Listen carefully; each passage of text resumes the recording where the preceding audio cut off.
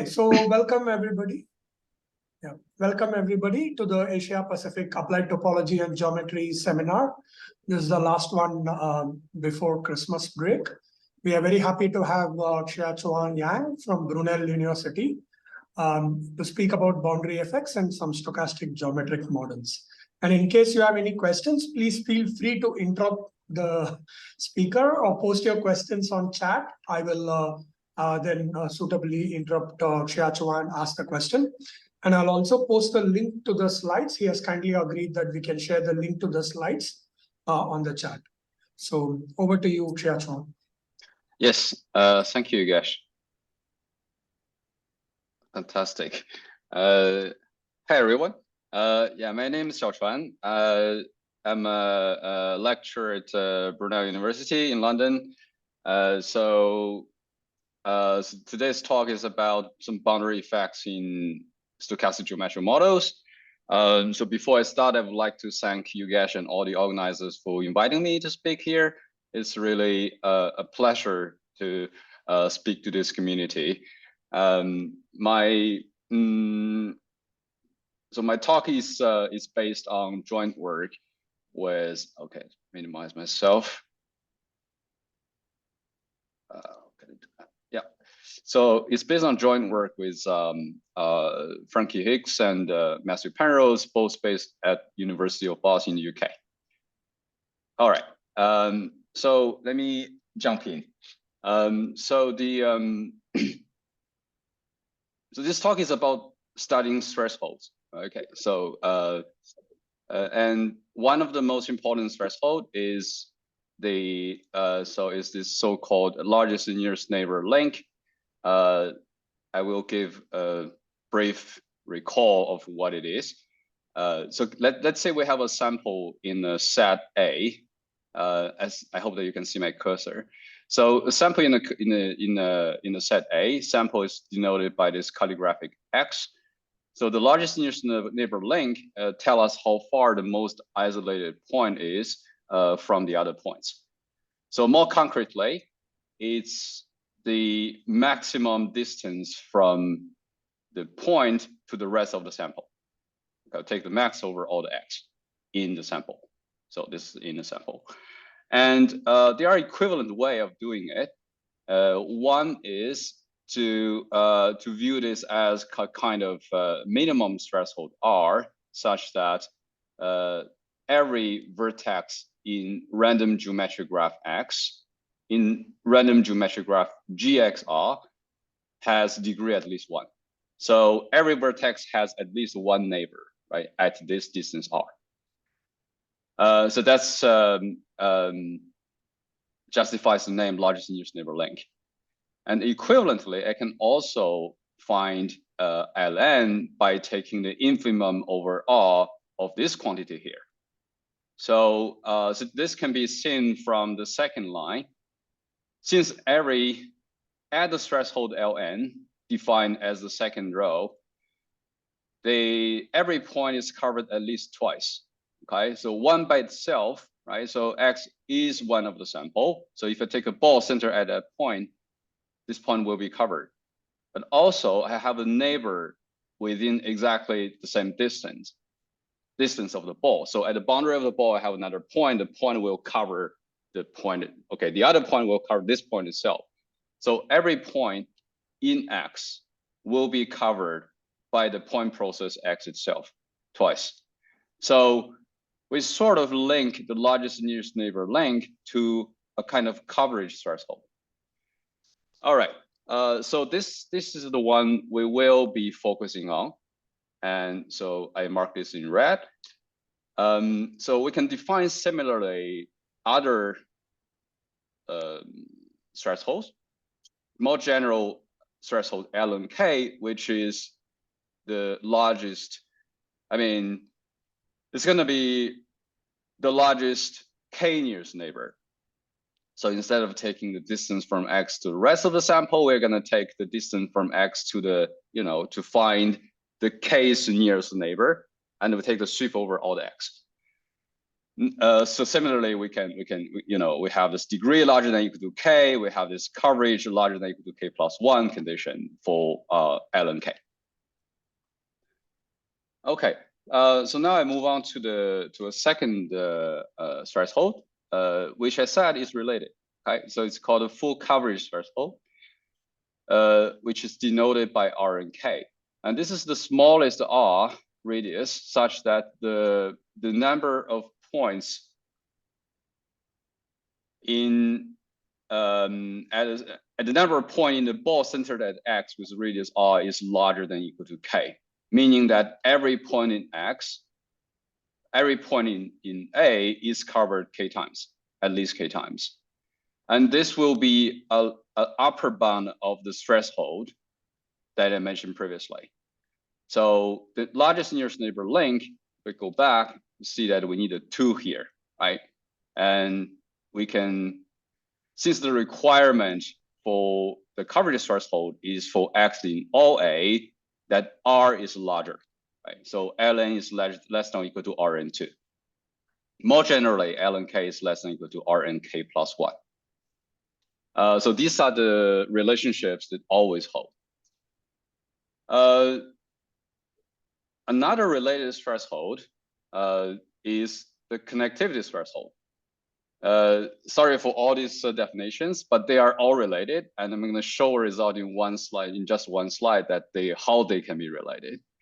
So connectivity threshold is about connectivity. It's about the topology.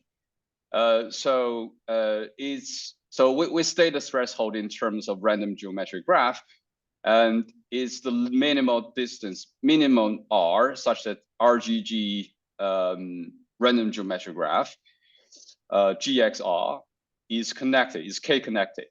So in the case of K equals to 1, it's just a plain connectedness. In the case of K connected, we say a graph is K connected if the removal of K minus 1 vertices does not disconnect the graph. Okay, it's K is equal to 1, we don't require anything, right? It's just connected. We are not allowed to remove anything, and the graph is connected. If we say a graph is K is 2 connected, then we are allowed to remove one vertex, and the graph remains connected. So the connectivity threshold formulated in terms of graph is equivalent to the connectivity threshold formulated in terms of the Boolean model, meaning the union of the ball centered at its sample point with radius R/2. So the relationship between the graph version of connectivity threshold is twice as large as the connectivity thresholds in terms of the Boolean model.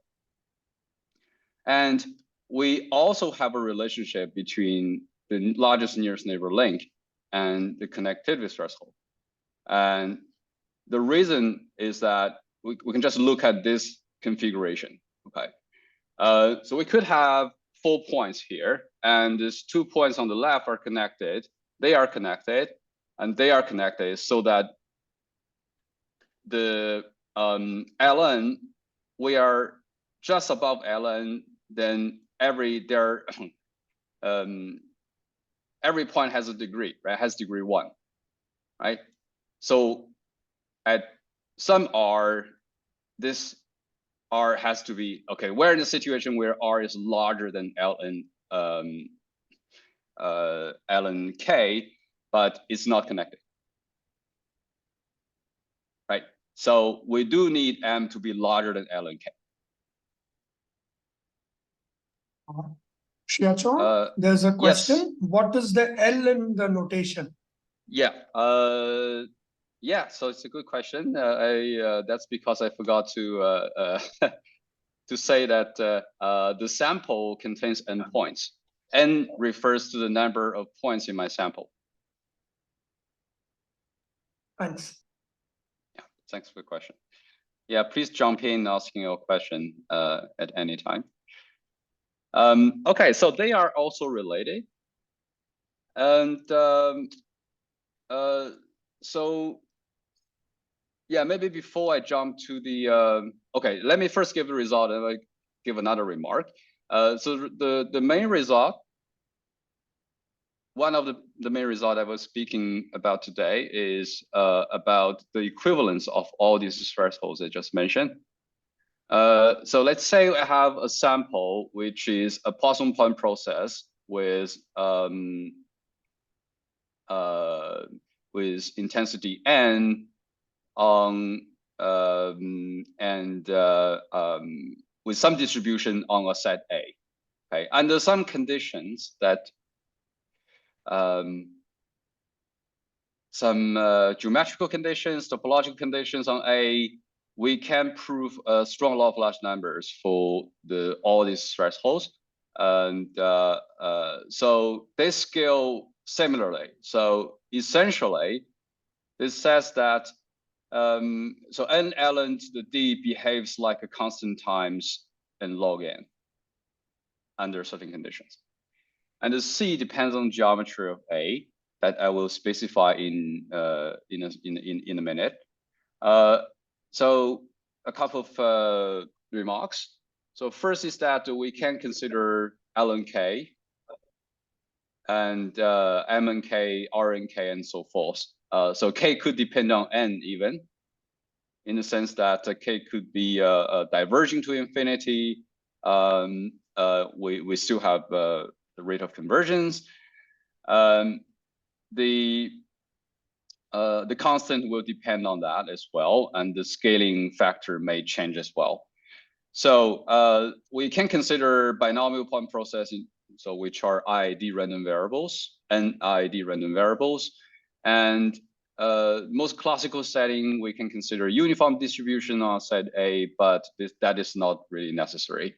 And if we assume non-uniformity, then this will be reflected in the constant as well.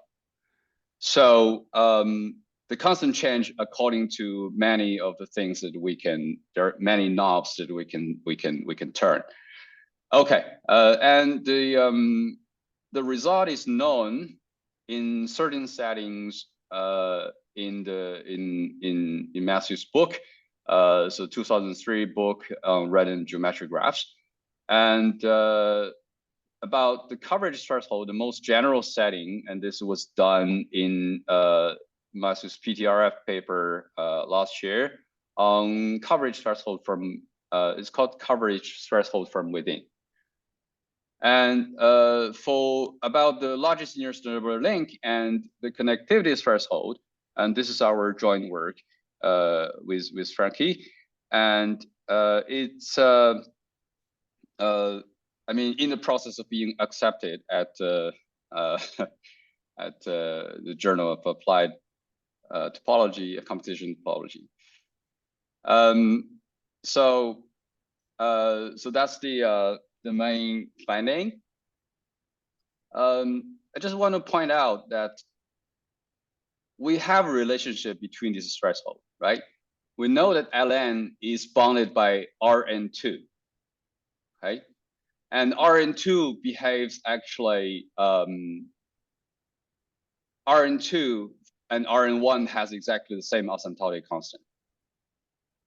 So in other words, in order to show a limit theorem for Ln like this, we only need an upper bound on the Rn, right? And that is done in this paper, in a very general setting, in the setting of matrix spaces.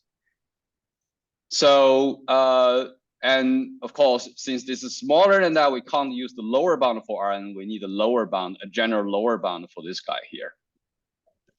On the other hand, we also have Ln is smaller than Mn, okay? And so another way to proving a threshold for Ln is to give an upper bound for Mn, for this threshold here. And that is how we do it. And we don't have a direct relationship between the coverage, the connectivity threshold in terms of graphs, not in terms of Boolean models. We don't have direct relationship between this guy and this guy. So, you know, there it's more subtle. So yeah, just to give you an idea, why it is a little bit subtle. Suppose that we have these 2 points here, and let's see, this is my space. I got another 2 points, and they are certainly connected. And at this threshold, I cover essentially they are very close, so that I don't see much difference between these 2 balls. Okay, they are sort of overlapping, and they are sort of overlapping here. So at this stage, the graph is not connected, right? But the whole space is covered twice. So that's why we can't compare these two thresholds. Okay, I'm gonna give more remarks as I move on. But so far, is everything clear? Yeah, well, a couple of questions. Yes. One yes, is please. the dependence on A shows up only in the constant, is it? That's correct. And also the K, the dependence on K, what you have written is for ln K or ln, just ln, the scaling is the same for all K. For any fixed K, if K is finite, then K is it finite? doesn't show up here. No, I mean, if K is finite, the constant will be the same. But if K behaves asymptotically, grows to infinity at the rate comparable to log, let's say it's beta times log n. K is beta times log n. Then beta appears here in the constant. Yeah. Okay. Thanks. All right. So let me specify the result in the case of a convex polytope. So a polytope is just the intersection of the bond, this intersection of half spaces, and we consider there are finite bases, right? So in this case, let's say it's exactly the setting I just mentioned. So K of n behaves like a constant times log n. So the formulation should be K of n divided by log n converges to beta, and this beta belongs to 0 infinity, and it's not a typo, infinity is allowed. Meaning that it could grow faster than log n, let's say log n squared, right? And we have the limiting constant here in the case of convex polytope in this setting, and we have this h hat of beta of this constant. Let me grab, okay, there's a lot of constants. Let me explain one by one. So first of all, what is h hat function? It has something to do with large deviation probability of a binomial random variable and Poisson random variable is appearing in this channel of bound. And okay, the exact form doesn't matter that much. So in the case of beta equal to 0, it's particularly simple. It's just the identity function. Okay, it's beta equals 0. For instance, if K is finite, then this beta will be 0. Okay, if K is fixed, then this beta will be 0. And it's an important case, of course. And so it's the identity function. If K is beta is equal to infinity, this is constant function equals to 1. Beta infinity meaning that it grows faster than log n. And this capital phi star here, meaning it's the faces of A. A is a convex polytope. It has a lot of faces of various dimensions.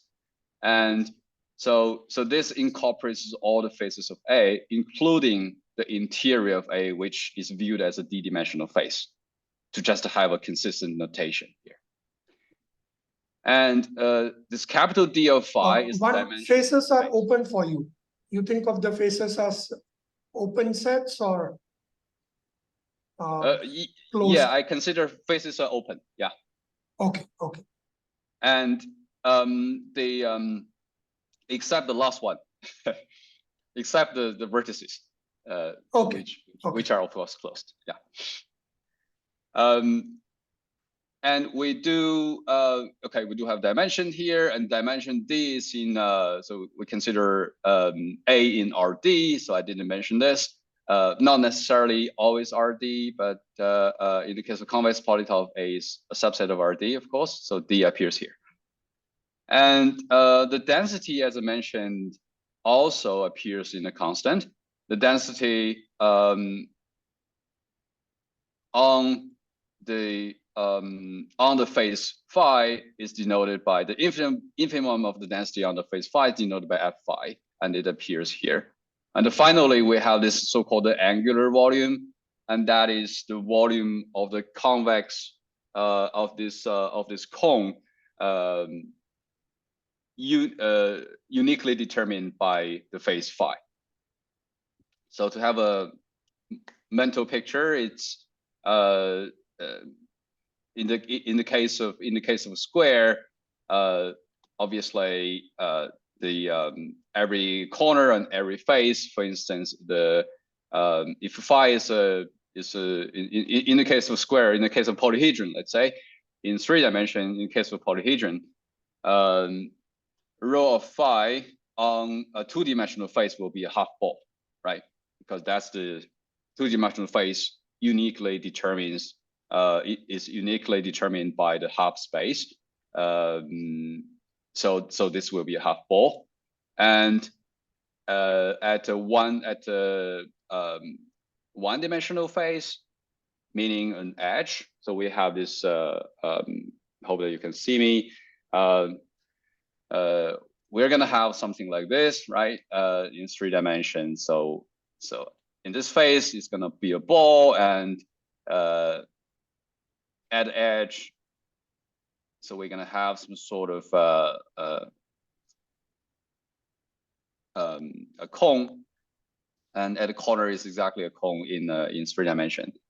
So so we have a lot of constants. So this is half ball, so it's a theta. It's gonna be volume of the ball divided by 2, and this will be computed for the other edges. This can be computed as well. Okay, so that's about the constant. It's quite complicated, and it's kind of the competition. It's kind of the competition because take a soup. This kind of competition between the contributions from the interior and the contributions from other faces, other boundaries. All right, so are there any questions about this? Please feel free to jump in. Okay. So I'm going to talk about. Sorry, again, just to this thing is, in the other extreme case, let's say you have a smooth A is like a very nice object, maybe if you have a sphere or a ball. Yep. In such cases, there are no boundary effects. Is that the correct thing? I mean. Yeah, it's exactly. There are boundary effects, but not okay. There will be boundary effects. Actually, the situation is pretty similar. So what I give you here is actually the most general formula. This most complicated formula you can get. And in the case of let's say C2 manifold with so boundaries are really smooth, then there are essentially 2 terms. So we can think of a manifold, a smooth manifold, as a polytope with only 2 kinds of boundary, 1 kind of boundary, really. So all the boundaries are, you only have this D-1 dimensional boundary, no others. And exactly the same formula holds. Okay. In that case. Yeah. So you don't, obviously you don't have all these other faces, but you do have the interior and the D-1 dimensional boundary and the exact formula holds. Yeah. But if A is for you a closed set, is that correct? I mean, A is always a closed set, or you are allowing? A is a closed. Yeah. A is a closed set. Is convex and compact set. Okay. Thanks. Yeah. whether A is closed or not doesn't matter much because it doesn't have the big measure, and it's in terms of coverage or in terms of right. So you never have samples coming from the boundary, really on the boundary, but it can come as close as possible to the boundary. So this will be the same. Okay. Yeah. All right. So yeah, I'm gonna give a proof, and really the it's kind of we give a unified proof for all these results essentially, and it's called a granulation. Okay, some people might prefer call it discretization or quantization, but more or less the same idea. So let's say, so this is the basically the outline of the method. So we want to show some threshold, ln or mn or rn is asymptotically rn. Okay, that's something we want to show, say. And what we do is we draw grid of spacing epsilon rn. In case for rd, you can imagine their lattice. We zoom the lattice to have a small spacing, and with a small epsilon. And this random point, this IID point or Poisson point, will activate the closest grid point. So, so every grid point is associated with a Voronoi cell. This will be squares in the case of regular grid. And whenever there's a random point falling into my cell, my grid point will be activated. So in other words, I'm defining a point process on the grid by the second line. And after doing that, I can just count relevant grid patterns. So it becomes sort of a counting problem instead of in the continuum space. And so the second line is kind of approximation of the point process, right? So if epsilon goes to 0, and if my point process is simple, there's no double, no multiple points sitting on exactly the same spot, then we do have a convergence, right? Almost true convergence of this point process on the lattice to the random point process we have in the first place. So this is an approximation of the point process, and since we work on the grade, we can do a lot of counting stuff. It becomes more combinatorial. So that's the general strategy, which is done for all three thresholds, and so the point I'm trying to make here is that we don't necessarily have to be placed in RD and be placing a regular grade of equal distance. So eventually, at the end of the day, what really matters is the matrix structure of the matrix space, and there are various notions to measure this matrix structure, right? Like what is the packing number, what is the count, what is the covering number, and so forth. And this will be the things that matters eventually for this coverage threshold, connectivity threshold, and largest nearest neighbor link.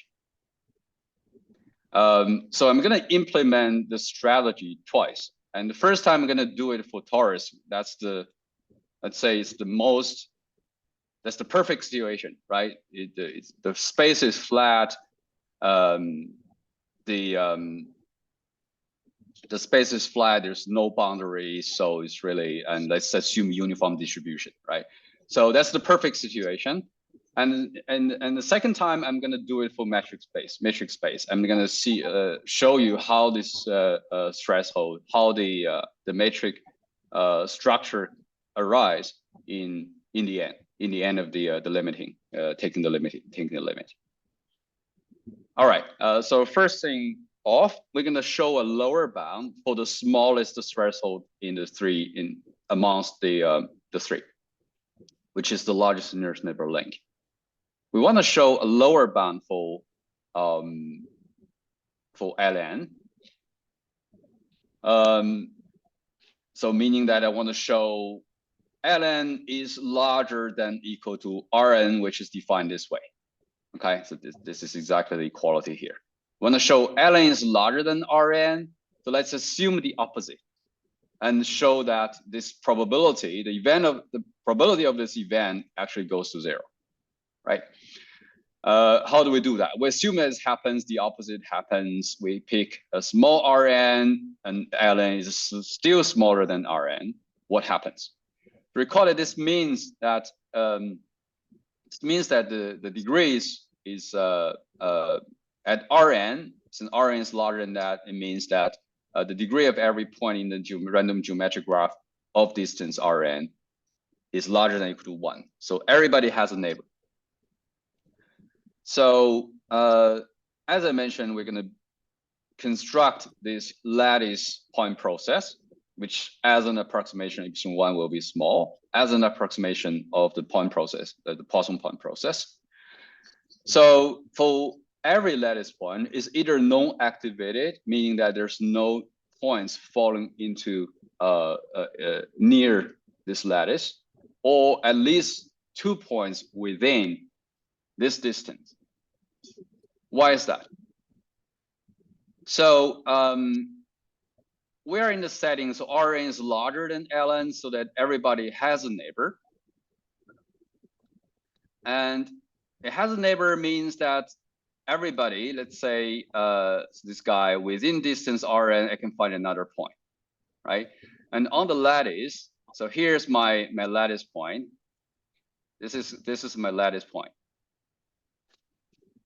And this closest one is this red point here.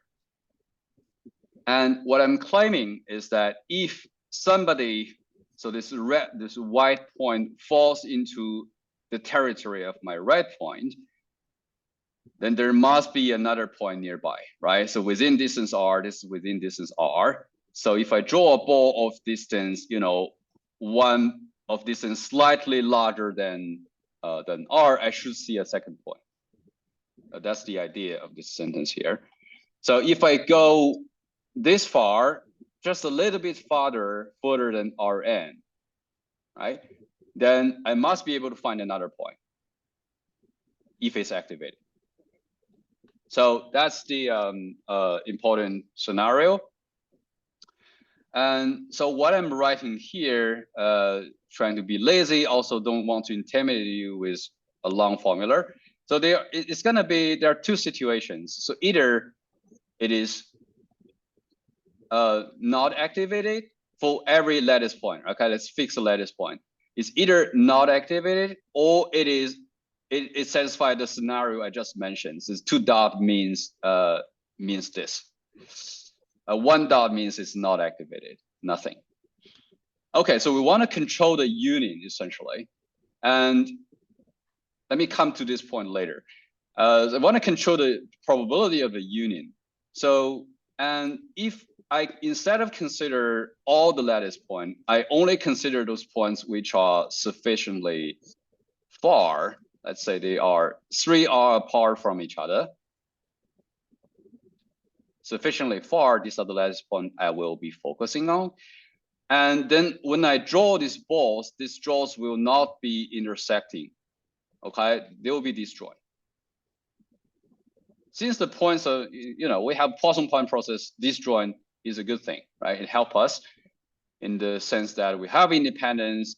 So if we have an estimate for all these lattice points, which are distance 3R from each other, then we can use independence. We have an estimate for the union to the power, the number of lattice points that are distance 3R from each other.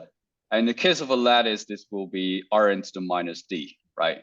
And so if we can do this, then analysis, right? So then we can see that eventually it's going to go to 0. So to do this analysis, we need to understand how we compute the union of the probabilities. I already mentioned that we have a union bound is too crude in this case. We can't do union bound. So what we do is to consider the complement and bound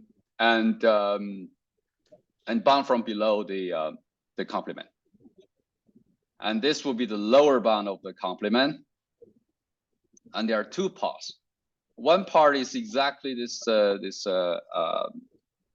thing. Sorry, one part.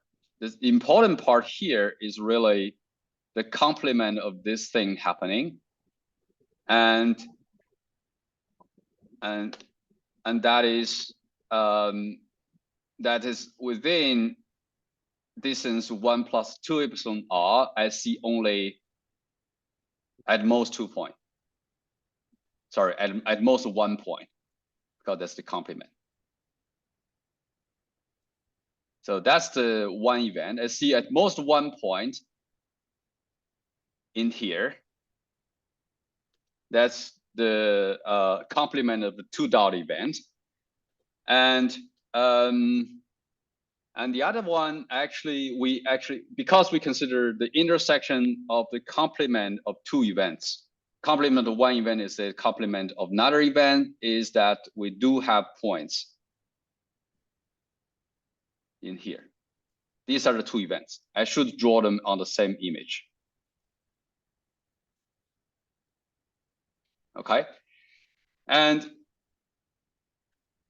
conditioning on the number of points, there is a conditional probability estimate. So conditioning on the number of points in the big ball, and this thing here will be a binomial random variable. The number of points in the square inside will be a binomial random variable with a parameter with success probability larger than 0 and uniformly bounded from below. So when n goes to infinity, this lower bound will be still bounded from below. Depends only on epsilon 1.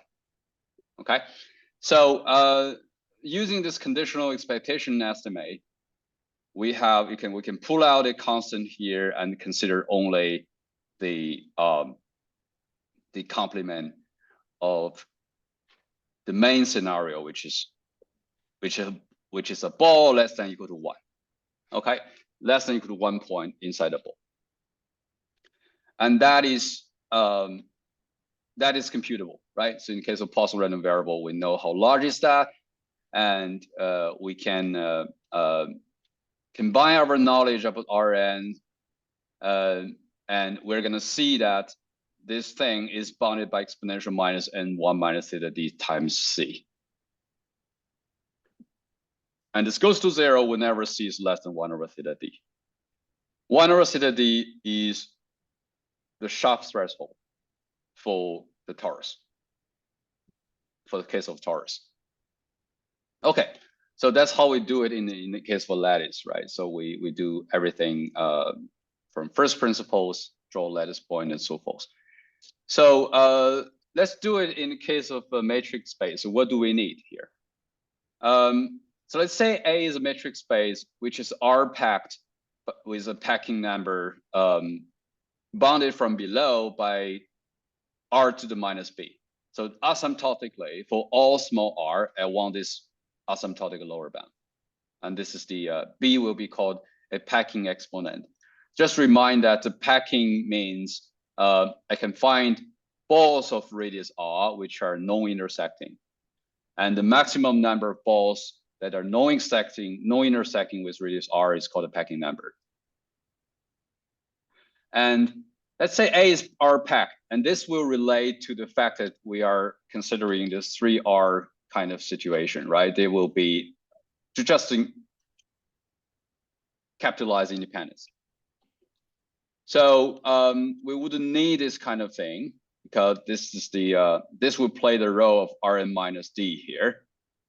We would also need the variance of the volume lower bound, the measure lower bound on all the small balls. And why is that? And that's because we mentioned that we want to estimate the probability that from below the probability that there are at most 1 point in the ball, right? Since it's Poisson random variable, we would have to know the lower bound on the volume to make this estimate. So that's the the second ingredient. And that's all, actually. That's all we need to make the previous computation works. In the case of general ln k, so here I wrote general ln k, and this will be exactly the same, essentially exactly the same. This is the variance lower bound that's placed the row of, this exactly k points here, exactly k points in a ball of radius r. It should be Rn slightly inflated, and this is the number of disjoint balls we can find. So we get a similar thing, which is C less than B over D over A. That's just a sanity check. It is exactly the same as what we did before, what had before. So B in here will be exactly D, right? So D over D is 1. And what is A? In the case of torus, the volume or the measure, the probability measure of a ball is bounded from below or exactly equal to theta times R to the D. Theta D is the volume of the unit ball. So we have exactly the same thing, but in a much more general setting using exactly the same idea. Except that we don't really need these regular lattice points. All we care about is this packing exponent.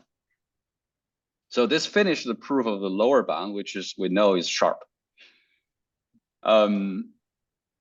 Are there any questions about this?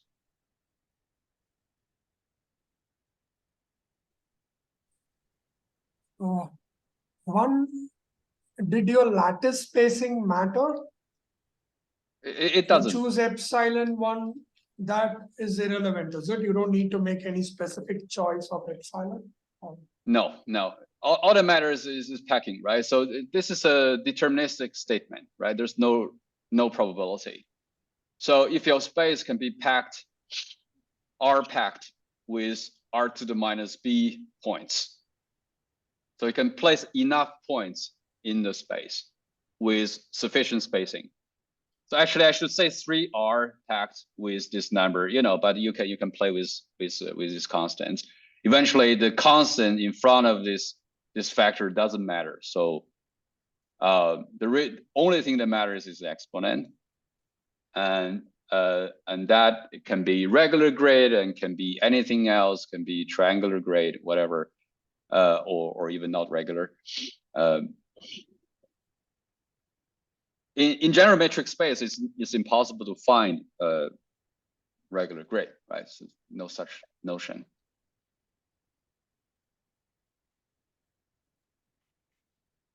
Okay, thanks.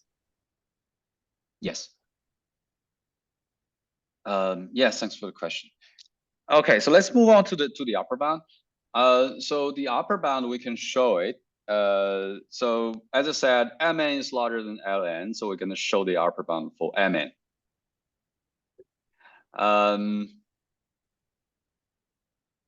And we're going to play the same game. So we're going to let Rn to satisfy equality here so that we are showing Mn is less than or equal to Rn. We're going to suppose the opposite happens and show that the probability of such event goes to 0. If the opposite happens, meaning that Rn is smaller than the threshold, so at Rn, at the scale Rn, random geometric graph is not connected. So in which way random geometric graph is not connected? There are at most 3 different ways. One is that we can find an isolated point in the random geometric graph. And the second is that there exists a small cluster. The cluster size will be less than or equal to some big constant k Rn. So we're going to tune the k later, but there will be k. Or there are 2 big clusters. Basically, you can find 2 clusters, either both are large in this sense, or at least one of them is small, right? So that's all the possibilities we have considered. So then what we need to do in order to show that the probability of such event goes to 0 is to prove that the probability of existence of isolated point is going to 0. The probability of existence for small cluster going to 0. The probability of having 2 big clusters is going to 0. So that's the roadmap. And so we're going to implement granulation again. So first for the case of lattice, then the case of general metric space, what do we do? So for instance, if we want to understand isolated point, that's fairly straightforward. And so the existence for like lattice point, we can bound it by, so if there is an isolated vertex, it means that, so there's another figure here. If there exists isolated point, here's my random geometric graph. Other places there are other things, but they are not connected. There is isolated point, then my lattice will be activated. And if I go a distance slightly smaller than r, this is smaller than r, but almost r, so 1 minus epsilon 1, say, of r, there must be 0 point other than the white one here. So in other words, I can only have 1 point, exactly 1 point. So if the point is, if this lattice point is activated, there are at most or exactly equal to 1 point inside the box, inside the ball of radius 1 minus epsilon times r. So this we know how to compute. And just do Markov, right? So count the number of points having this property, having the property I just draw, and the expected number of points satisfying the property will go to 0. If my constant c is larger than 1 over theta d, we know theta 1 over theta d is the threshold now, right? Both are some. So in the case of torus, the threshold is exactly 1 over theta d. So we also, okay, let me first implement granulation in the case of matrix space for the first event, and briefly mention the other 2 events because they are more complicated. The first event is find isolated point in the matrix space, right? So what matters here? What matters is instead of the packing number, what matters is the covering number, because we are trying to say that there are no isolated point, right? So we're trying to say that there are no isolated point, and we prove that the expected number of activated point satisfying this, this ball, no other point constraint goes to 0 asymptotically. That's what we want to do. So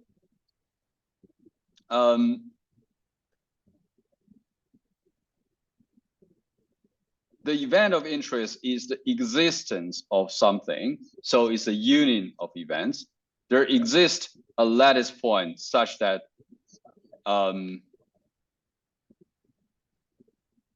this happens. There exists a lattice point such that this happens. So what matters is how many lattice points are there. And this will be, we're going to use union bound for this upper bound here. And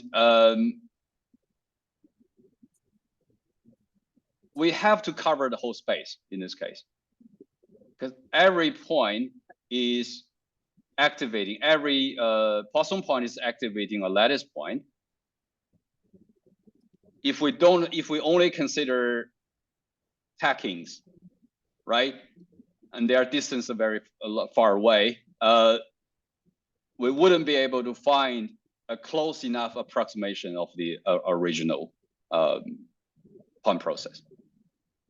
So the lattice will be still very small, and instead of, it's not the packing that matters. It is really how many, what is the most economic way to cover the whole space with small balls.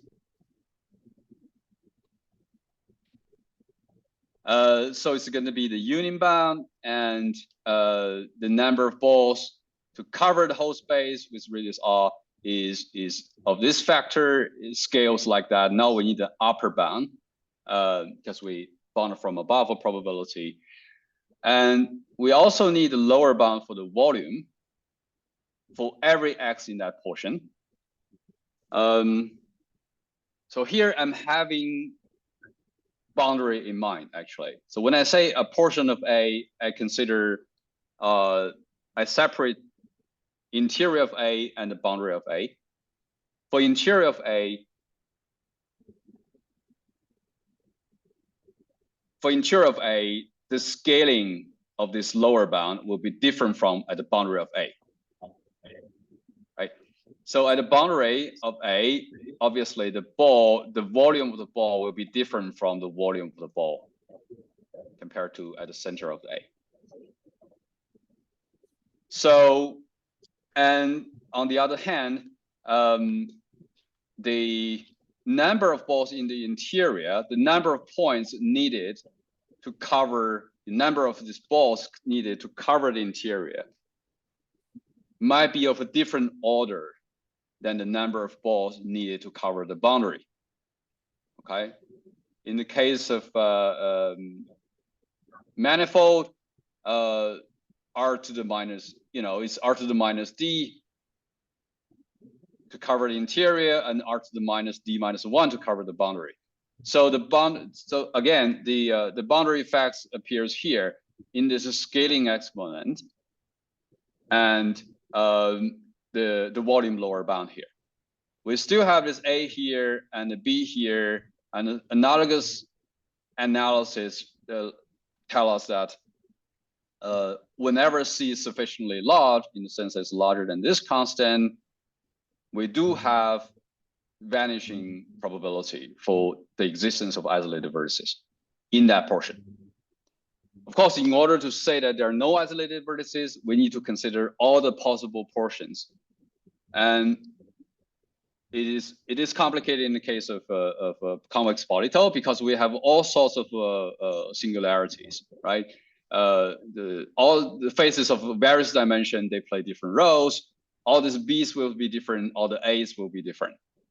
And eventually, since we take the summation over the probabilities, we would like to have the largest among all these constants here in order to prove the probability of existence of isolated vertices goes to 0. So that's all about it for the isolated vertices. And small and big clusters is a bit more complicated. So let me give a illustration. So when I say small clusters, it's not as, first of all, we have ruled out the possibility of isolated vertices. That probability goes to 0. So now I care about this doubletons or tripletons, or even larger with small diameter. So there could be some, we consider on the, this is essentially, we have a small clique here, and maybe it's not quite a clique. For instance, this is a cluster, something like this. And what I'm going to do is to consider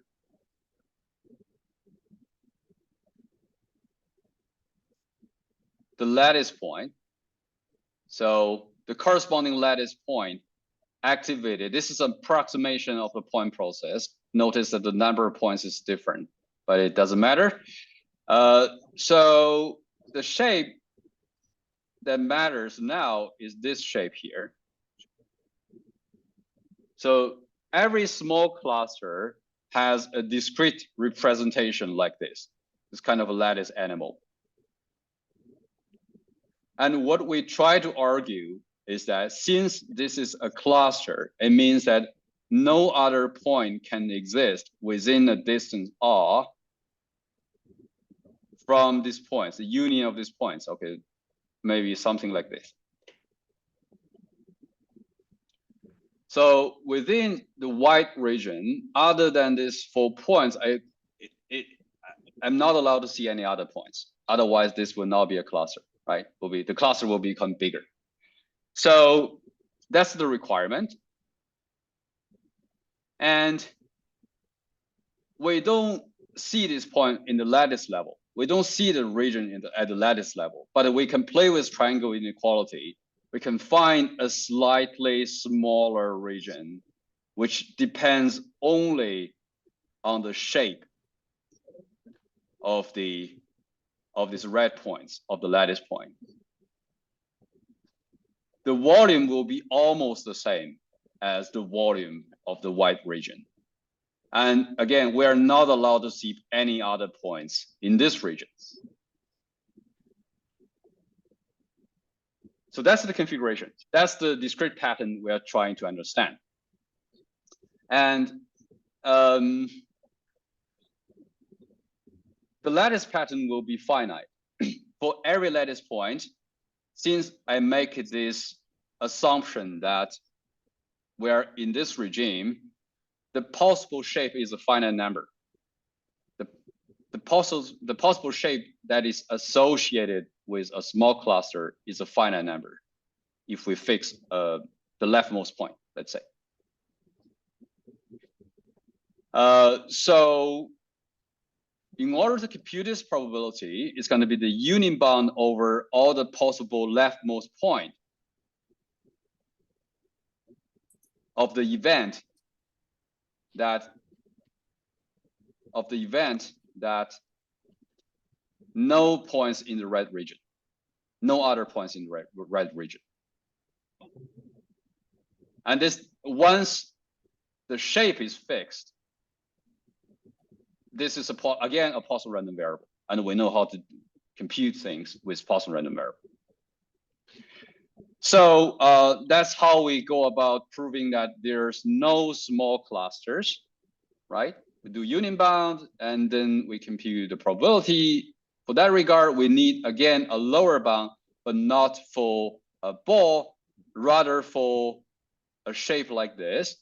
So general estimate we need is this.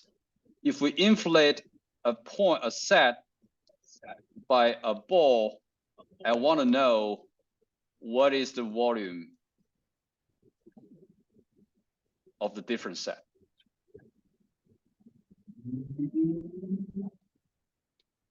So if we have an estimate like this, then we can compute the probability of having no point in this region here, because that's precisely what it is. So how we construct this red region is precisely the discrete patterns plus a ball, and R will be slightly smaller than R, just to make sure that my red region is inside the white region. Okay, how about big cluster? So big cluster is even a bit more tricky. What we need to understand is, so we assume that we have two big clusters, two big clusters, at least two big clusters.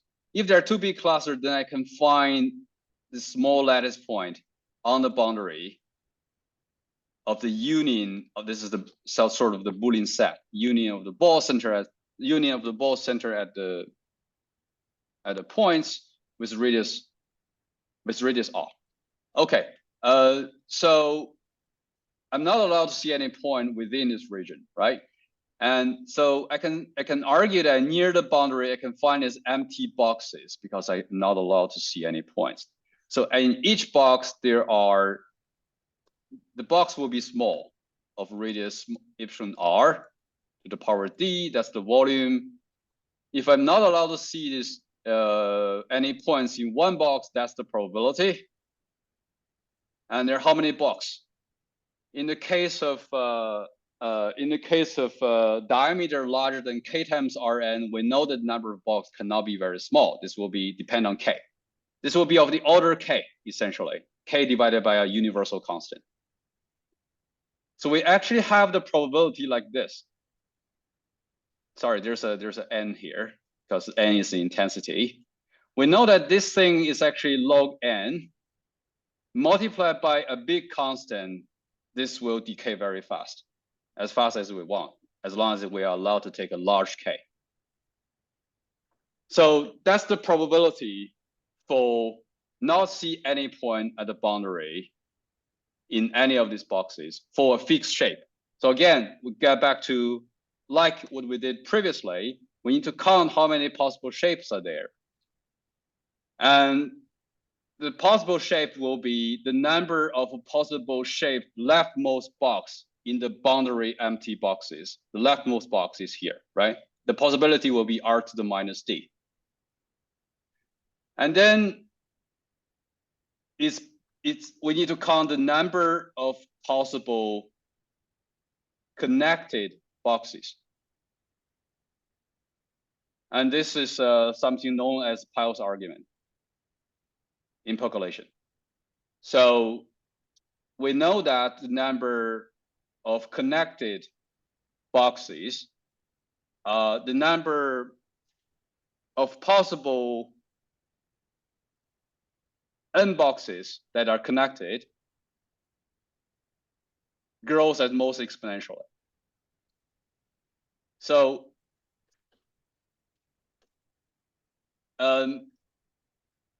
it's gonna be, if I say there are k boxes, then it grows like exponential k at most.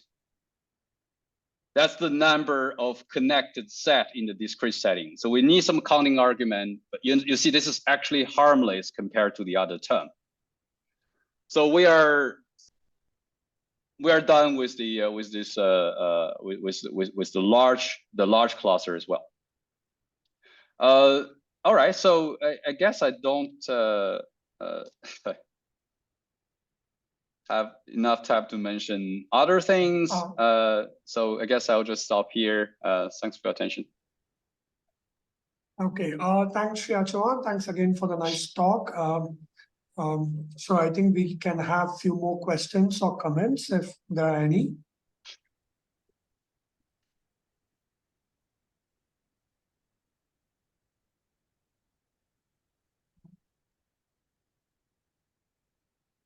Yeah. So maybe I'll ask just one more question I had was, you tell the rates of the scale of log n. Is there some second order scaling or stuff depending on k or other factors? Yes. Are these equivalent even at that scale? Yeah, that's a very good point. So at the law of large numbers level, for any fixed k, it doesn't make a difference, right? You see that it's always log n. But if we go to the second order, you see the appearance of k already, even for fixed k. The fixed k, the threshold will be different. Like a typical thing, one might expect is that, you know, this mn to the d minus a first constant. We know what this constant is after this talk. There will be another constant which depends on k. So let's say there are k here. No k here for fixed k, but there's k here, log n. And this will converge to a Gumbel type random variable, not always a Gumbel. Sometimes it's called two-component Gumbel, more complicated than Gumbel, but essentially coming from the competition of two kinds of boundary behavior. Okay. But it is there. Is this there in your paper, or is this kind of conjectured or expected behavior? We have that already in this paper. And also in coverage, in connectivity, they are sort of related. I'm trying to make the point here that they are related.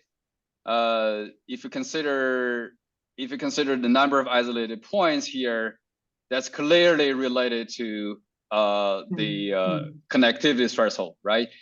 And if we want to have exact estimate of this, if we want to show convergence of such a quantity, we can find such a convergence, right? And the count quantity will be something similar to, oops, where is my, yeah. The Rn will be something of this sort. So it's going to be n times Rn to the d minus C1 log n minus C2 log n is equal to a constant. Then you have a limit. Then the number isolated vertices is a constant. Okay. Thanks a lot. Any other question, comments? Okay. So if not, let's thank Xiachuan once again. Yeah, thank you for attending. Thanks again. Yeah, so thanks everybody. And I think Emerson, any announcements or anything?